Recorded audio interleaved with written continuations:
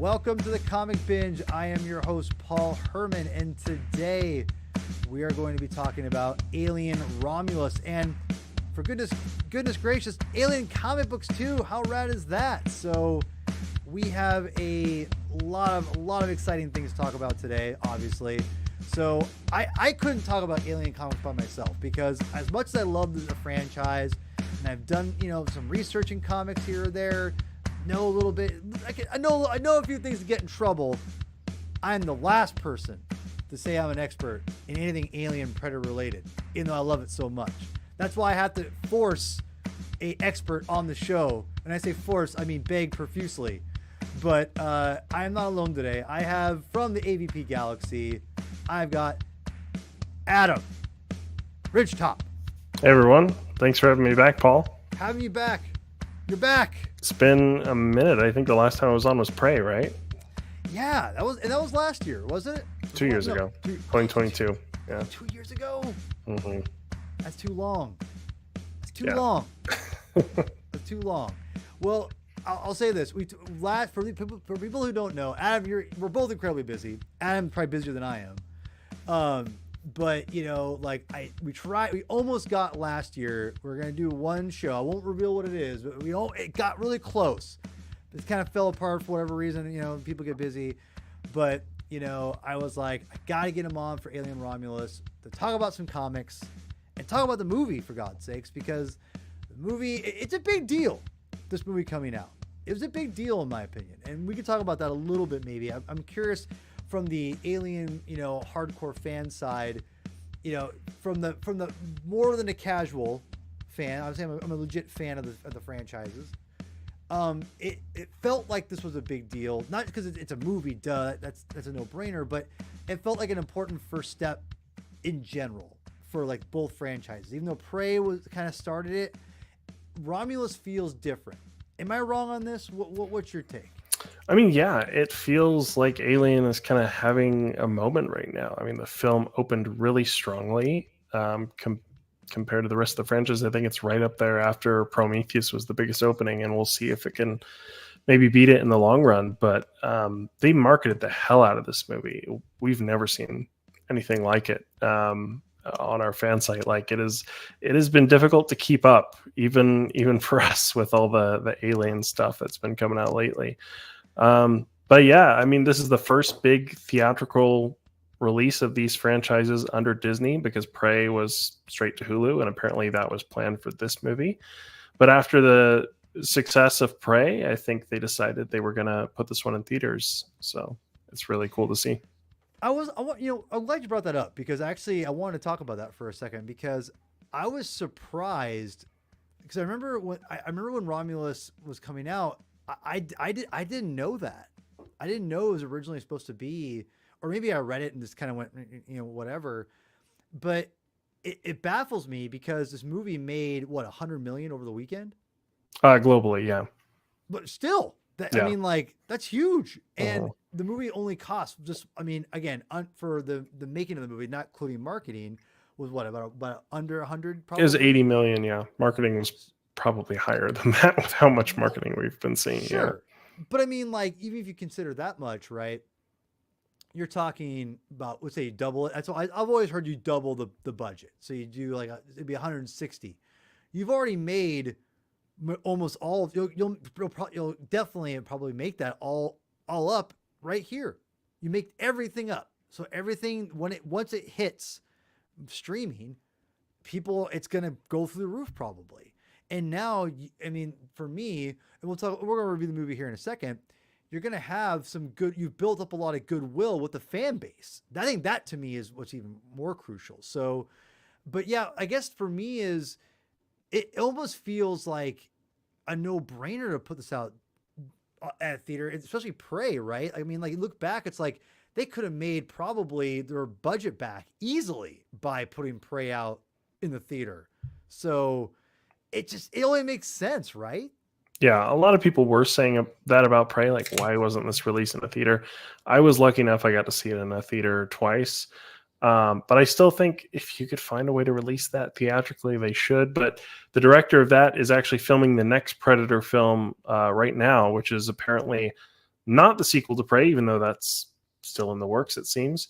But this one most likely will be getting a theatrical release, so it'll be cool to finally see that with Predator again too, since the last time we got it with Predator was 2018. The last time we got it with Alien was 2017, and I did not walk away very happy with either of those. So The Predator, Adam, The Predator by Shane Black is probably one of the worst movies I think I've ever seen. yeah, I just feel so bad for how that turned out. It's definitely the one I've watched the least out of any of the franchise. I still want to see a director's cut. I still think that if you just let Shane Black be completely bonkers, the movie at least would have been more entertaining. So I still hold out hope for that. I held out watching The Predator for so long. I held out so long. I heard it was so bad. I'm like, listen, for those who know me, no, I'm a very forgiving person. I'm not, it takes a lot for me not to like something. And when I saw The Predator by Shane Black and Fred Decker, I was appalled of how bad that was. Especially the end. The end is so bad. The ending is probably the only time I face palmed in a theater. Yeah. It was rough. I'd watch Alien Requiem way over that movie. Let's just put it that way. Wow, I forgot about The Predator. God damn it. So, okay. So let's talk. I loved Prey. I had the 4K. I need to rewatch it. For God's sakes, man. I need to rewatch that movie. I loved it. Love Predator. Love Alien movies. And you walked out of Convent. Covenant. Why I say Convent? Oh my god! I always say Convent. I want to see Alien Convent. That's what my wife says too. I say Convent. She's like, I love Alien Convent. It's like the original Alien 3. There you go. There you go. Alien Covenant. You didn't. So I forgot. You didn't like that one? I have a love-hate relationship with the Alien prequels. Like, I've seen them a lot more than the Predator. But so I can throw them on, and there's a lot I can appreciate about that with the art design, production design. They're beautifully shot. Ridley Scott can't make a bad looking movie. Some of the lore implications make me pull my hair out, though, man. Some of the decisions some of the characters make in those movies are just like, so yeah, I definitely walked away from Romulus feeling much better. Okay, so let's get into Romulus for a minute. And I know you're from for those who don't know, Adam's from AVP Galaxy, Alien vs. Predator Galaxy website and podcast, YouTube channel. Go subscribe, all that jazz.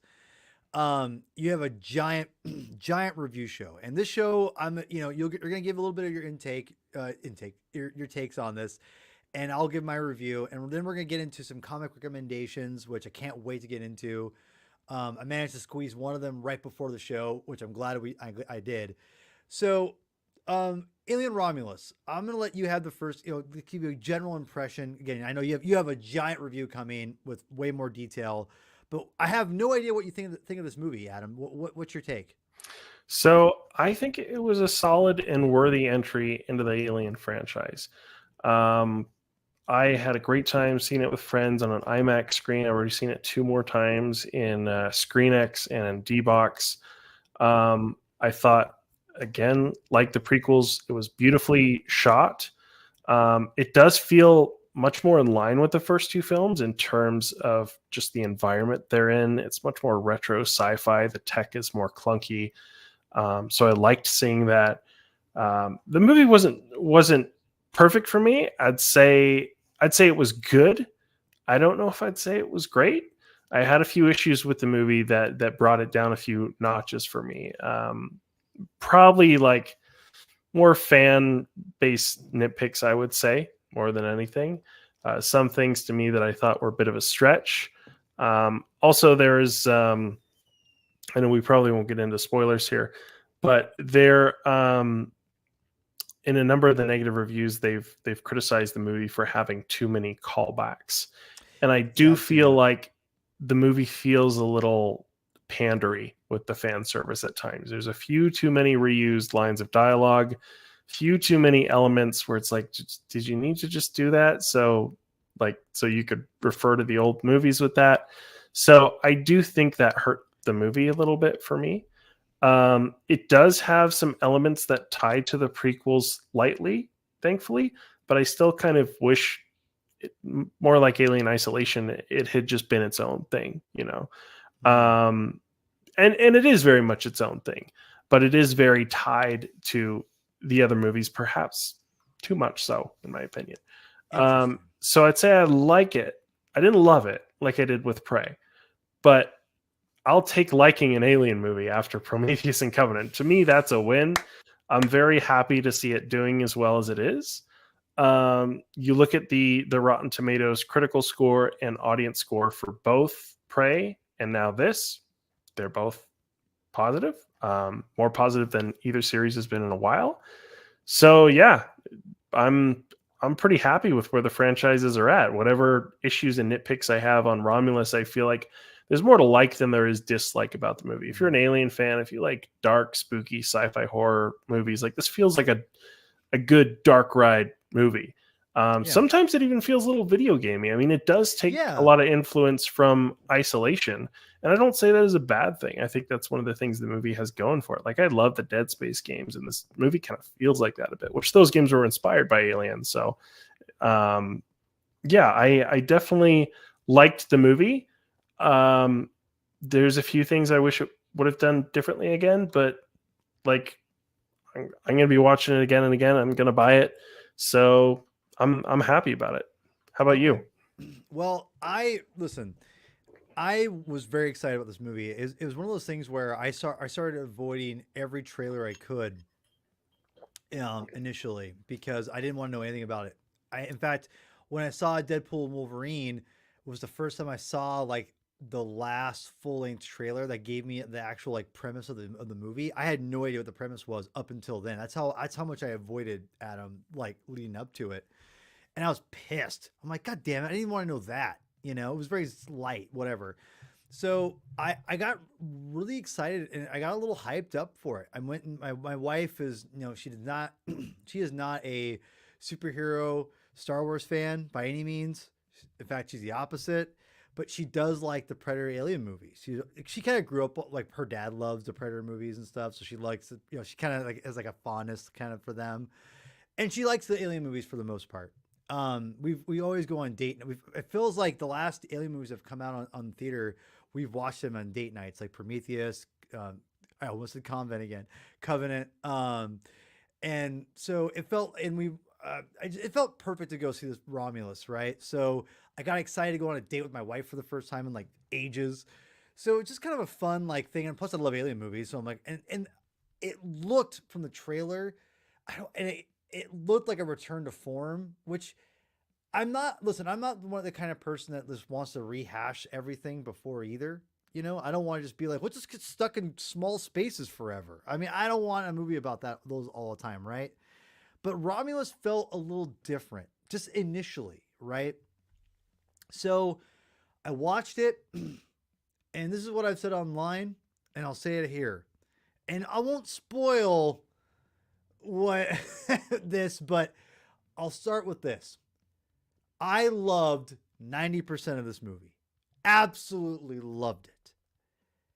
The last 15 minutes, I don't know what the hell they were thinking. It's the ending that gets a lot of people with this one. Yeah. And listen, again, without spoiling too much, if you know, you know.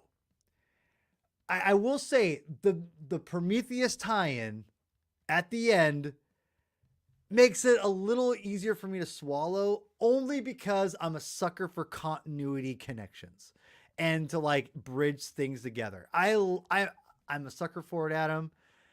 And it went from like loathing it to, well, listen, they should have ended it right before. My wife loved the movie up until then.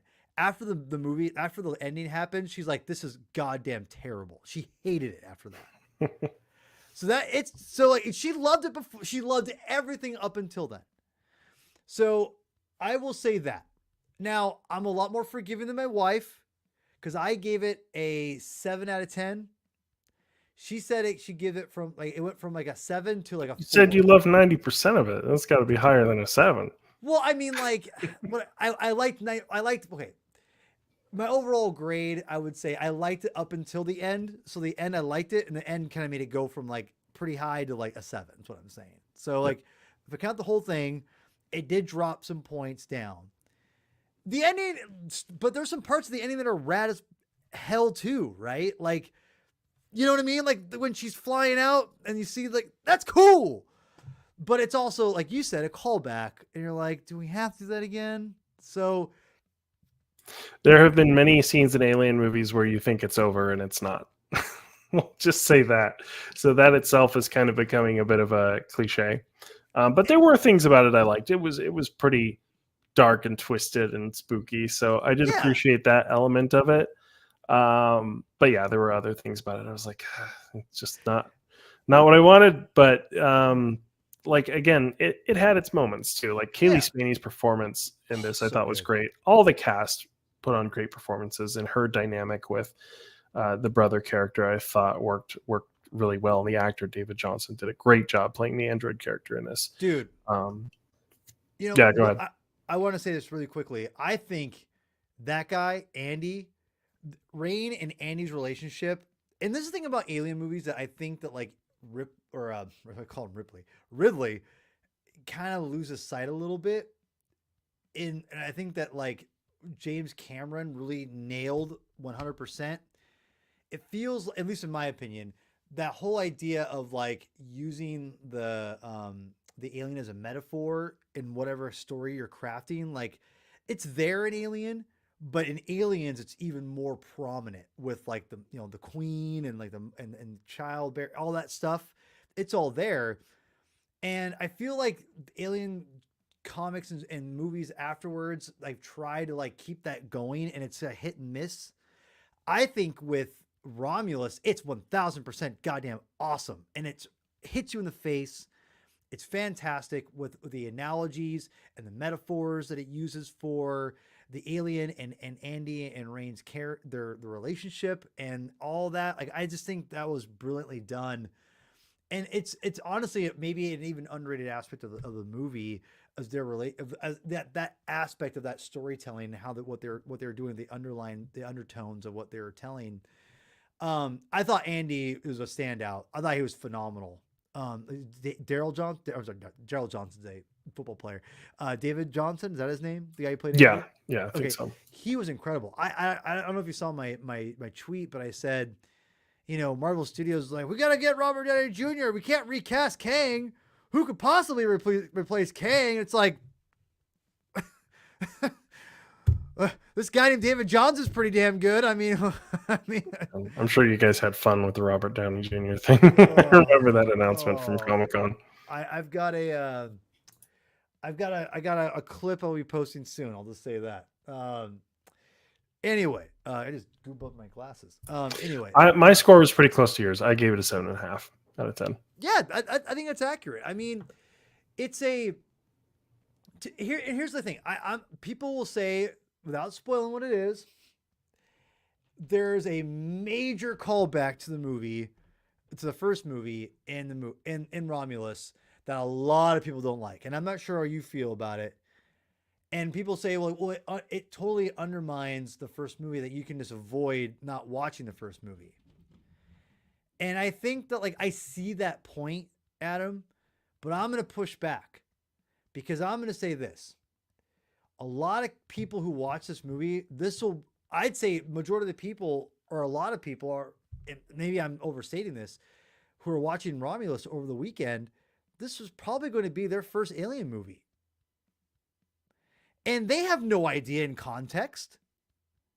So you have to kind of treat it like it's in a vacuum. And what's cool about it is that now when those people watch Alien, they'll be like, oh yeah, it's the blah, blah, blah, right? I understand why people are like against, again, without spoiling anything, how and what they went and what they did. I will say this. I do feel that it's a way to call back and bring people on the same level who haven't watched the first movie, who are younger, who are maybe discovering Alien for the first time. And that's the way I look at Romulus. This is the next generation's Alien movie. Even though it's in the context of the other films, we have to understand that maybe it's a callback in a way that is trying to honor it and show people where like kind of like this is what it is, and go watch that first movie and they'll be like, oh, blah blah blah. That's my take without Yeah. spoiling what it is. I Am I off base? No, I mean, you do make a point. I mean, I feel like this movie will bring in a lot of new fans, and as someone who's been a fan of the franchise like for a long time, that's cool to see. But I think there's ways you can make those connections. Like the movie makes those visual connections really well with the Sure, retro right. tech, because you don't see those in movies too often. And just the environments are so faithful to what you expect from Alien and Aliens. Like that's fine. It's just when you repeat like certain iconic lines of dialogue and it feels very forced, it kind of takes something away from like, oh, Ripley wasn't the first one to say that, you know. It just feels Right. like it's like, do we really need to do that? And with the element you're talking about, that's like a major element from the first film. I'm not against it for any ethical reasons, which some people are. Star Wars has done that. Some other series has done what Yes. we're alluding to. I just don't feel it was necessary. I think if you would That's have fair. had something else in that place, it would have made it more mysterious in terms of like, oh, what is the motivation here, as opposed to what we saw, and you're just like, I'm distrustful of this right off the bat, you know, because of Right. the past relation. So and the effect was a little spotty in a movie that It was. Admittedly, otherwise it had was. It great was. practical effects, great CG effects, great combining of the two. The Xenomorphs looked fantastic. I love the return to kind of a biomechanical look for them. This was one of my favorite visual iterations of the Xenomorph I've ever seen. So yeah, this movie had a lot going for it for me. I just feel it got a little too like Aliens. People don't remember Aliens for reusing lines of dialogue from Alien. You know, the movie kind of Yeah. carved its own path and became You're right. Yeah. iconic on its own. Yeah. So I think it's fine to do that with your whole requel, as they call it, you know, your legacy sequel or whatever. Yeah. But you didn't really see that in Top Gun Maverick. And that people say that's one of the best sequels of all time. Or Blade Runner 2049. They weren't throwing lines from those previous movies, you know. So I feel like you can do it, and you can still introduce it to a new generation without feeling too pandery fan servicey. Now, I'm glad to have a director as a fan. It's obvious Dan Trachtenberg is a fan of Predator. It's obvious Fede Alvarez is a fan of Alien. I would love to see him do another Alien movie, because he does get it. Even with the flaws of this movie, he does get it. And he's hinted at maybe co-directing an AVP movie with Dan Trachtenberg, which I would love. I keep saying bring that back. It's been long enough. Bring it back. I don't care what you thought of the first two. Yeah, I'm with you. A couple I want to add a couple more things, and we'll move on to your comic recommendations, because I'm very excited to talk about these.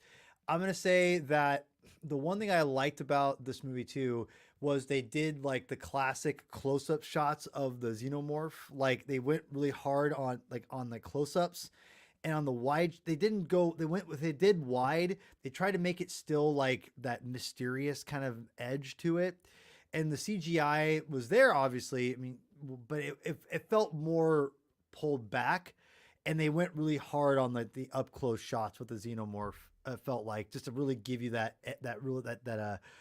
close up claustrophobic kind of feel. I don't know. I just kind of, I really could tell like they didn't really do a lot of wide shots on the Alien. Most of it was pretty much all close up for the most part, which I liked. The last thing I'd love to get your comment on that, but the last thing I'll say, and we'll throw it to you, and then we'll get the comic recommendations. Is this has been a repeated thing I've seen from other people, Adam. I almost feel they should have like cut down the ending and focus more on the beginning, because all the stuff in the beginning on the planet, the terraforming of the planet, was fascinating, I thought. And I do feel they get things moving pretty quick to get the alien on board, whatever you could say. That being said, I do feel like if they would have stayed a little bit, just lingered a little bit longer on that planet, it would have really added even more. I think just kind of a connection to the characters a little bit, because you know it doesn't. I'll say this: they do a good job of editing it enough to where it gets the job done, and I'm nitpicking at this point, but I feel like most people really liked that stuff, and that they should have maybe lingered there a little bit longer. What's your take on both those things? I can see that. Yeah. I mean, it was really cool to see more of the colony life that we got a glimpse of in the special edition of Aliens. Yeah, yeah. It was a unique planet, and you have that opening scene where they're walking down this thoroughfare of this crowded town, and you see the looming atmosphere processor, and the sun never shines on the surface here, and it's all rainy and gloomy. So that was really dripping with atmosphere, and I would have liked to have seen more of that as well. Yeah. I did have a bit of an issue with it in that I felt it was getting to be a little too dystopian. Like, this is always a thing for me in the Alien franchise. Like, I'm worried about it with the series, and I feel like some of the expanded media has pushed this too far. Where Alien has always been very subtle in its social commentary and corporate commentary. Yes, Weyland Yutani is an evil corporation. Yes, they could disappear people if they want to. Like, but at the same time, it's not to a point where it's kind of like almost feels cyberpunk again, right? Where it just feels like, really, are they getting away with this? Like, they still have a corporation front to run, even though they have all their shady shit going on. So it did feel like when we literally have canary in the coal mine and people dying of black lung and shit 150 years in the future, I'm like, this seems a little overly bleak. Like, colony life didn't seem quite that bad in Hadley's Hope. I mean, I'm sure it was rough, and I'm sure the company took advantage of people. But they didn't arbitrarily add 5 years onto their contract. Right. So you didn't see shit like that. And even in Covenant, like, they had this colony mission. You didn't get the sense that these colonists felt that kind of life was in store for them as they were on their way to Orgai 6. So, and I can kind of justify it by like, yeah, well, there's like, the alien universe is very vast. There's a lot of colonized worlds. Some are probably run better than others. Some probably have way worse management than others. And communication takes so long in the alien universe that, yeah, you can imagine like some colonies are just really down on their luck and not doing well. And so I feel like it kind of pushes that boundary for me. It doesn't quite cross it where it feels overly Blade Runner-y. And I love Blade Runner, right? Same. No. It's not Alien. Some people like to say they're the same. They're not. No. So I do feel like it was pushing it for that, but it was also very relatable that these characters felt like they were locked into their parents' path that didn't go well for their parents, and this is their escape. So I very much liked that aspect of it, and just the visual of the colony was awesome. So I don't know if you share my feeling on that. I probably just have more opinions because I'm conditioned to like, this is life in the alien universe, but there's a lot of different, and that's something I'm worried about with the series as well, because the series takes place on Earth, which we've never seen in actual like film media before. So it'll be interesting to see what they do with that. In terms of just like showing the state of Earth, the powers that be and stuff like that. I trust the producer, the writer, right? Noah, Noah Hawley. Yeah. Yeah. He has a solid track record between Legion and Fargo. So I'm very curious to see what he does. There was actually a teaser for that. I saw that. Yeah. You posted it. Surprisingly, I thought it was a little early because it's probably not going to land until next summer, but dude, I'm stoked. I mean, listen, alien content, give it to me.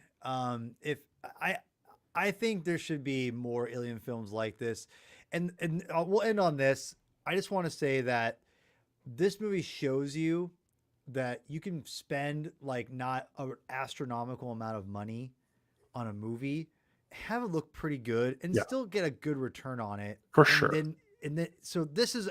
So Romulus is important on many different levels. I feel like, just the fact, I think the state of genre cinema, if you will, that's not a Marvel or DC or Star Wars related thing. Again, obviously the comic binge, we love that stuff, but it just shows you that you can still do a lot with a little, and you have to have the right people. I have been saying that for a while, actually, especially post Prometheus and Covenant, which were, higher budget films.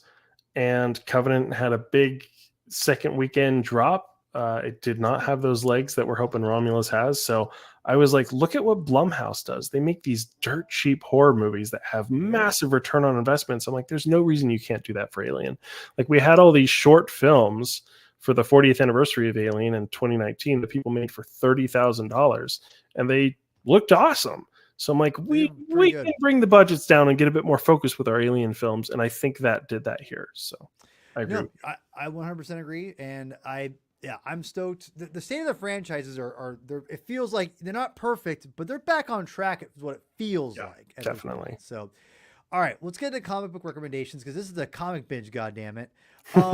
So what I have them all labeled. You start where you want. Just start number one wherever. Which one? I'll let you. You got them set to go, right? So I'll let you just throw up whichever ones you want first. Okay. I'll start with this one first, because I was really impressed with this one. And that's going to be the one I just read. And that's going to be Aliens Dust to Dust. And this is written by, I wish I got the thing here. Sorry. Gabriel Hardman. Is that right? Is it who drew and wrote this? Which I knew I heard that name before. And he actually did Star Wars Legacy after the initial Legacy run. So he does like the On a Solo story with he co-wrote it with his wife. And then I also realized, this is the guy who did the Green Lantern Earth 1 story that is going to be heavily influencing the upcoming James Gunn Lanterns HBO series, apparently. So Gabriel Hardman, if I'm saying their name right, Adam, correct me if I'm butchering it. I apologize if I am. I think you got it. Okay, so he wrote this. Well, here's the bummer. A couple of things that Adam picked are kind of hard to get in some respects. But if you're a comic aficionado like myself, you have avenues to go. I'll just leave it there. If you know, you know. I don't condone this if you can actually get it, obtain it legally. But I don't think you can right now, to be quite honest. So I'll just go out there and buy the back issues, whatever you want to do. But this is the first series you recommended of 4. And this is a we're talking quick 4 issues to read. Now, when I say quick, I don't mean it in a bad way. Dust to Dust blew me away how good this was. And and again, without spoiling too much of it, this is the metaphor, analogy, it is a very much a tale about a boy, and I'll leave it there, and just his journey. And it's fantastic. For how much it was compressed, Adam, I was blown away how good it was. I'm like, this is goddamn gorgeous. The artwork is incredible. The layouts are chef's kiss. They are so good. You can tell Gabriel Hardman knows what the hell he's doing. And I love this. You were on the money on this one. It's the only one I got to read. I actually bought this digitally before Dark Horse gave the rights back to Marvel, and Marvel is reprinting stuff ever so slowly. So I have this digitally in my catalog for Comixology, Kindle, whatever. So, but people, this is worth picking up. The artwork alone but the story is goddamn great. I love this one. I'm glad you told me to get it. Nice. I'm glad you liked it. Yeah, I kind of related it to Romulus in the sense that we see a colony a bit more developed than we had seen. Like, it's gone from a colony to a full city on another world. And we see an alien outbreak there, and we follow this young character and some of the other survivors on this very intense journey, which Alien Romulus is very intense, as Fede Alvarez is known for with his films. So I feel like that could kind of relate to that experience, the focus on someone who's younger and the focus on life on a developing colony world. You nailed it, man. I'm going to say this right now, and maybe I'm just being hyperbolic, but I don't give a shit. It's my show. Do what the hell I want. I'm going to say this, to me, should be adapted into a movie or a TV show, because I feel like this story idea is goddamn brilliant. So Yeah, I'd be on board with that. And also, I really love the subject of, are the aliens just animals or are they smarter than we think? And that's something Alien Resurrection kind of asked. It's something that's kind of at the core of this comic. And it's one of the most interesting questions I've found. Alien Resurrection. You had to bring it up, didn't you? You had to bring up Alien Resurrection. I love that movie. I mean, I I didn't like know. it at first, but it grew on me. We can agree to disagree. I tried watching it recently and it was rough. It was a rough watch for me. I want to ask you really quick. Is this one thing I'm going to ask about this? The one thing from a continuity standpoint of this story, does it take place in a certain timeline that's like offshooting from different comics? Because I don't mind going straight in to have no idea what the hell it is, or is it its own like just kind of standalone thing in its own like whatever? Is it loosely based off something I else? feel like Dust to Dust is pretty standalone. If there are connections, I'd have to research it again, but That's fair. they're probably in the background. This is not tied to any other comics. Um, it's very much its own self-contained story. This one. Hell yeah. Okay, cool. Let's go with another one that's hard to get, which I think you can get dust to dust trades pretty inexpensively, honestly, online. So you can get it used. The single issue is pretty used. But dude, I went and looked up Dead Orbit on here, and the trades are going for like $60. It's because this is considered one of the best Alien comics, and the trade is a nice hardback. And yeah, it takes place on this outpost, which is very reminiscent of the Renaissance station we see in Alien Romulus. The art style is really unique, almost kind of manga looking, Yeah, I would yeah, I was gonna say. say it. Yeah. And it's just really intense. I love this comic. It's actually been a while since I've read it, so I don't know how much detail I could go into in terms of story and stuff. But You're good. I Yeah. just remember loving the artwork of this.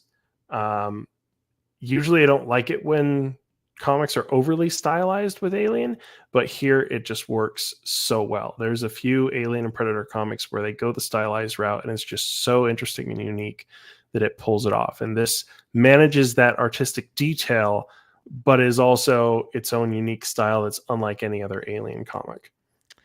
I definitely see the manga influence, and this one I downloaded on my Kindle as well, and these are like only 4 issues. They're not. I think this is 4 or 5 issues. I think still. Yeah, that was pretty standard in the Dark Horse era, and I Okay. think they've kind of returned to that now. There were a few that kind of broke that trend, like Defiance was one of the longer ones.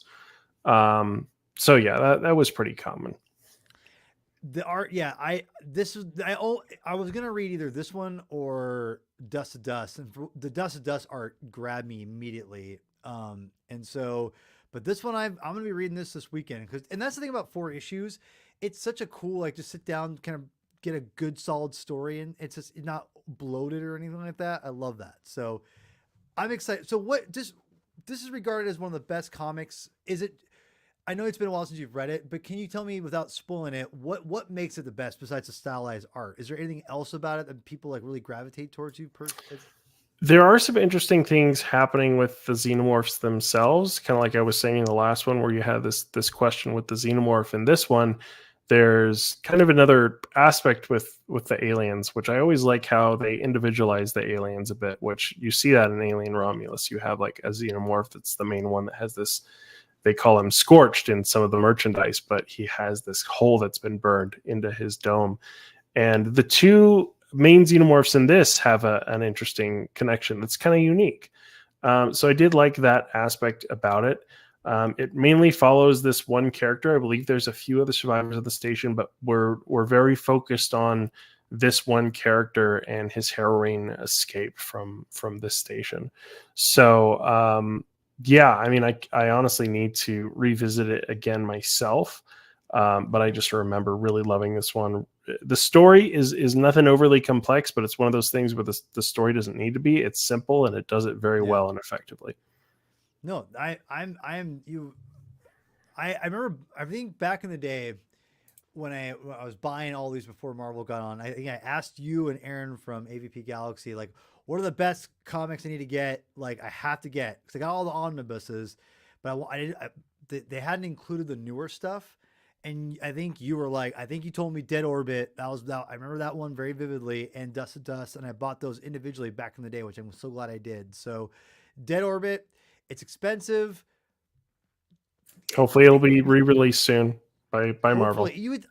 I honestly thought Marvel Unlimited would have it, but it didn't, and I was pissed. So, but guys, get out there. You guys can get it. I think honestly, the individual issues are probably cheaper than buying the trade, which is crazy to me, especially in this day and age of key issues. But I digress.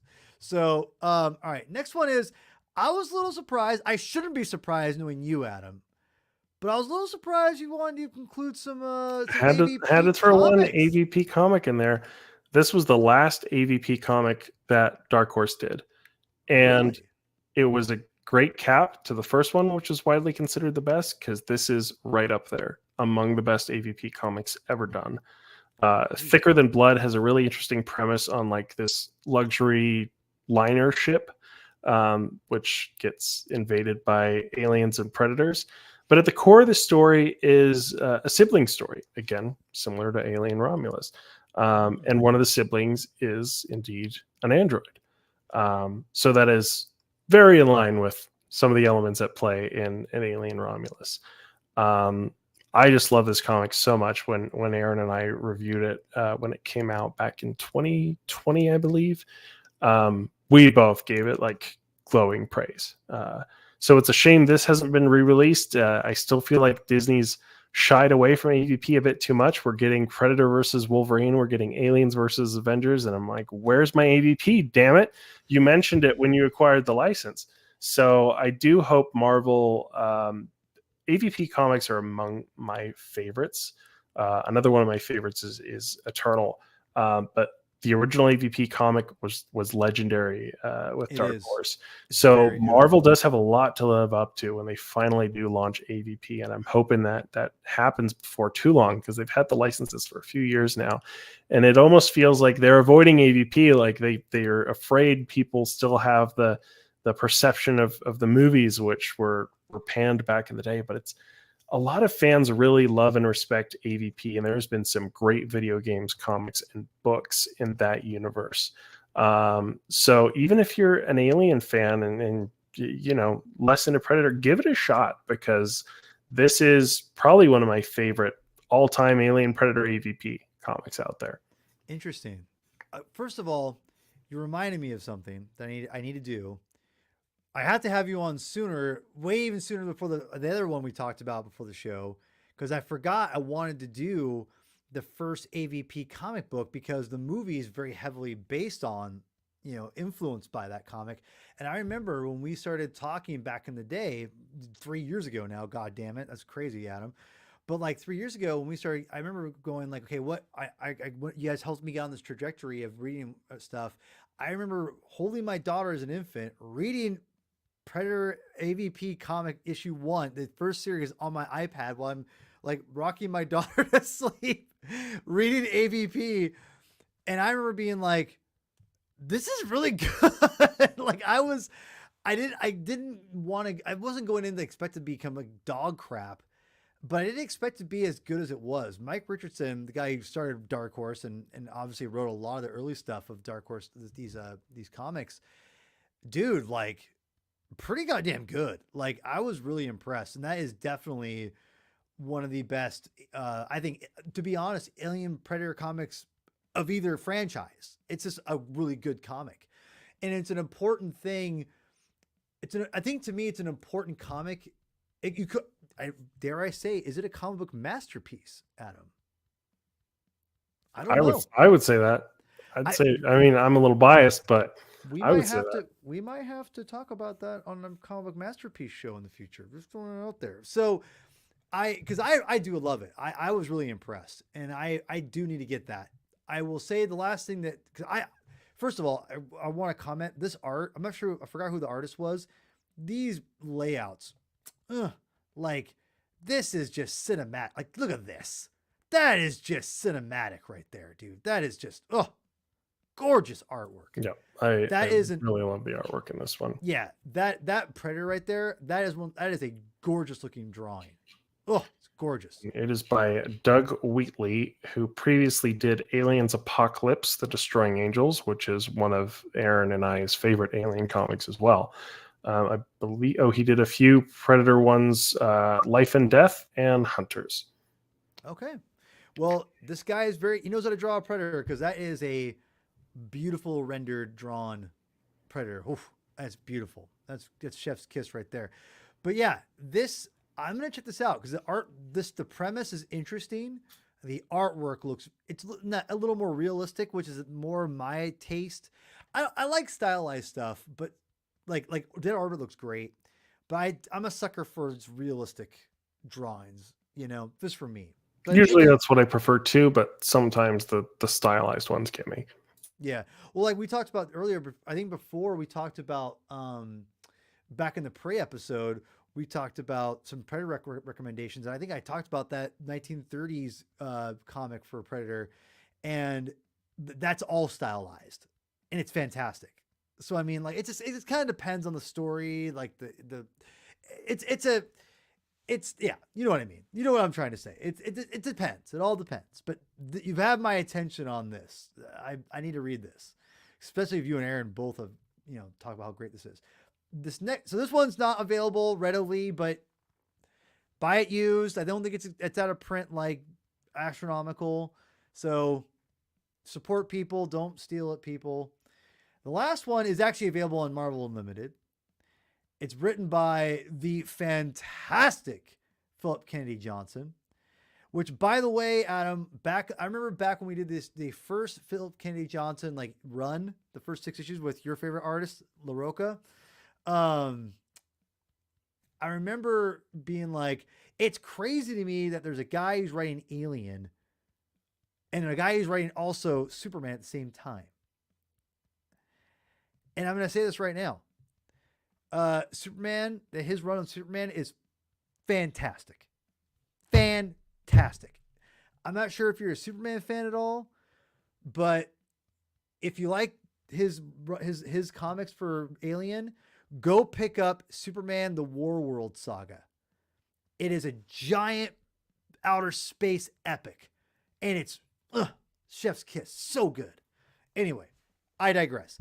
This is Alien Icarus. This is, I think, the third installment of his run, because he had the first 6 issues, which with LaRocca, and then that's volume 1. Then volume 2 kicks in where they're on Earth, I think. No, it's it's kind of like an Amish type colony planet where they're like caretakers of this atmosphere processor, but there ends up being more nefarious things at play. This is the first one Philip Kennedy Johnson did with a different artist who wasn't. Oh, LaRocca did that one too. Okay, he did the first 12 issues. Yeah, mm-hmm. Got it. Okay, so this is the first one. Funny why you picked this one. No, I get it. I get it. We talked ad nauseum about why you don't like LaRocca. So fair. This one I didn't love, actually, even though I'm recommending it. I'm kind of lukewarm about this one. I think it's worth a read if you're an Alien fan, but you asked for things kind of in line with Romulus, and I feel like this has a few elements. This specifically has the subject matter of the wider struggles with mankind colonizing space, unforeseen consequences of that, and grand plans to mitigate that. This also has that at play with prequel elements, just like Romulus does. So this kind of goes into that. You have kind of this almost superhero feeling like team of androids, which I thought was a little bit much for me. But I still think it's a solid read, and you have a few other non-xenomorph creatures that come into play. So that may or may not be similar to Romulus as well. So yeah, I feel like this one is it's solid. It's decent. I'm not as I don't love it like I love the other 3.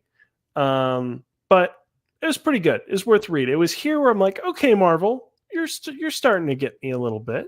And then after this one, when they did Thaw, I was like, okay, this is the first actually good Marvel Alien comic. Unfortunately, they followed that one up with one that I thought was a little less good. But this one started to get my hopes up a bit with Marvel having Alien. I was pretty discouraged with their first 2 two runs. But with this one, I was like, okay, we're moving in the right direction now. Were you just now? If I remember correctly, you didn't. It was the art that you really didn't like.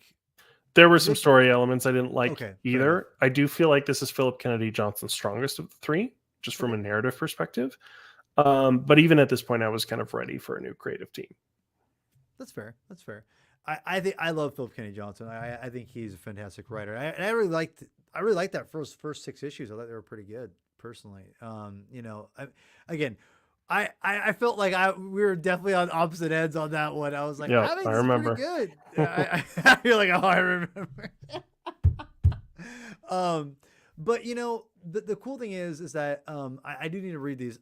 I didn't know the premise of this. I do like the idea of a team of androids. I think that's kind of cool. The android element, I'll be honest, I always forget about, and it always takes me by surprise. It shouldn't, because it's such a core part of Alien. Yeah, I always gotta have a synthetic. Yeah, I know. Like, I'll just say this: in Dust to Dust, I'm like, oh, that's cool. I'm like that. I was like, oh, I wasn't expecting that, and I'm like, oh, I should have, but it's just it's nice to get a surprise. So. All right, people, really quick. This is Alien Icarus. This is actually available, I think, on Hoopla. This is available on Marvel Unlimited. Even though Adam doesn't love the original, the first 2 volumes of the series, I think they're pretty solid. I'll still say check them out. If you're an Alien fan, give them a read. They're at least worth a read. Yeah, I love Philip Kennedy Johnson. I'm very interested in this premise, though. I like this idea, this android idea on this one. This is pretty cool. But yeah, Dust to Dust is hard to find, but this is definitely worth a read. Dead Orbit, I'm super excited to read this eventually. Again, a little hard to find maybe, but you have your avenues, and I'm super stoked to check this out. Like this and Dead Orbit are probably the ones I'm like, all right, got my definitely check that one out. Yeah, I'm curious to get your thoughts about this one in particular. Well, again, 4 issues. That's nothing, homie. I can bang that out, no problem. So, which again, I love that. That's great. That's the thing about comics people got to realize is that yes, it's not a movie or a TV show, but the beauty of it is you can get just as much content and like story in like half the time and like be satisfied. That's what I love about comics. There's so much compressed information onto it. You can take an hour on it, or you can take a half hour on it. It's really up to you as the reader to like really analyze and look at the page layouts. And I think that 4 issues is it's an underrated part of comic book storytelling today. A lot of independent comics, not Image as much, but like the smaller ones like Mad Cave or Vault, they have a lot of 4-issue miniseries. And I feel it's a little bit more of a, it just feels like a little bit better model. You know what I mean? In my opinion. So, especially when you're telling these kinds of stories, it just feels like it fits better. So, I don't know what the hell do I know? I just like. Yeah, I mean, I've always kind of preferred 4 or 5 issues. 5 is kind of the sweet spot for me, where it feels like if you put it together, it's like reading a movie. Which is why I've always liked the paperbacks. Right on. Adam, thank you so much for coming on and spending your time tonight. It is not. Anytime someone takes time out of their day to be on my show or whatever, it really does mean a lot to me. Thank you so much. You're busy. I get it. It really means a lot to me, my man. Yeah, thanks again for having me on. And a quick shout out to my local comic book shop, Black Hat Comics in Salt Lake. My favorite in Utah. If you happen to be in Utah or visiting, definitely recommend checking them out. It's where I get all my Predator and Alien comics. Really quickly, do you read any comics besides those Predator Alien comics? Sometimes I have. I've never been much of a superhero guy, even though I do like the movies. But I've read some other comics. There was a Dark Horse series called Age of Reptiles, which was about dinosaurs, and that one was interesting because it had no dialogue. I've read some of the Dead Space comics, some other like movie prequel tie-in stuff, and also there will be a Marvel prequel tie-in to Alien Romulus coming in October, which might answer some questions that we have from that movie. Yeah, I remember hearing about that. That's cool. Do you read did you read in the Blade Runner comics from Titan? I read a little bit. I've wanted to get into that more. Me too. Yeah. Me too. I think I had the first trade. I haven't gotten any more than that though. So, but I love Blade Runner. I mean, both those movies are some of my favorite movies of all time. Yeah, so, I mean, likewise. It's super good. Last thing I'll ask you before we get out of here is, I meant to ask this earlier, but I want to ask you right now because I'm selfish. I think I have all the digital comics of the Prometheus AVP crossover.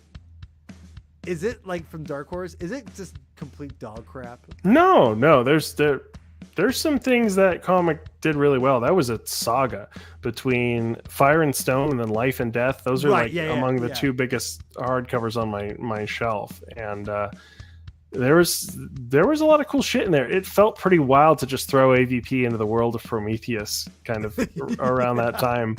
And so it is pretty wild, but they have their moments, and they're worth reading. I'd say that they're pretty solid, honestly, both of them. Okay, cool. Because listen, I'm not a Prometheus hater. I don't love it. It looks beautiful. I think it's like you've talked before. It's a beautiful looking movie. I mean, yeah, we'll leave it there. But yeah, I remember seeing that and being like, I have to read that one day. That is too. You got to read those one day. I'll give you an episode on those if you want to burn through them. Hell yeah, dude! We'll be the only ones. Probably. It'll be like 2 views, me and you watching. This is great. I love it. All right, go follow Adam. Go check out all the podcast content that he does on AVP Galaxy. It is a fantastic resource for all your aliens and predator needs. Like literally, it's like it's where I go to. You guys are awesome. You guys just did a awesome 20-year anniversary look back retrospect on AVP 1, the first movie, which underrated in my opinion. I'll defend that movie to the day I die. And I know you guys. When is the Romulus 3-hour epic coming? That's what I want to know. We'll see how fast Aaron can burn through that edit. But probably in the next few weeks, I would expect it. Oh, weeks. Oh, Aaron's a perfectionist when it comes to the audio editing, so. You know what? I can't blame him, but I'll just say this: sometimes people just want to hear. You just gotta let it ride. But you know what? Do you? You know what I mean? Do you, Aaron? So I can't wait. I still gotta get through the 20-year retrospect. So I mean, I got shit to go through, to say the least. So I'm excited. I can't wait to hear that. Yeah. Anything else you want to promote before I get out of here? No, I think you covered it. Just, check us out, avpgalaxy.net, or we're on all the major social channels, Facebook, X, Instagram, and Threads. Thanks again for having me on, Paul. We got to have you back in a future comic episode. It'll be interesting to see if we get more comics now with how well this movie's been doing. So, I will end on this. You talked about when is Disney going to do AVP. I do think that it was deliberate for them to kind of focus on both franchises for a minute, and to gradually I think the idea was to build them up again to get to that crescendo. To me, that's what not like they're building to that, but like I think to get the well-being, if you will, like the healthier, to eventually do that tie-in, because I do think that like the comics are a big deal. You can start there. It's gonna happen, and I think it's gonna happen sooner than you think, but they gotta release that anime. Yeah, that's in the can, ready to go. I know Aaron's nervous about that one because of some of the things he's heard, but I'm like, people worked on that. Like, that deserves to be seen. And honestly, Shinji Arimaki is one of my favorite anime movie directors. So anything he's done, I'm interested in watching. You know what? To me, the time is now to release it, because if Predator films are doing great because of Prey, you've got multiple Alien projects coming out soon, or coming out next year. I didn't know the new Predator movie's coming out. So I mean, like, the time is now.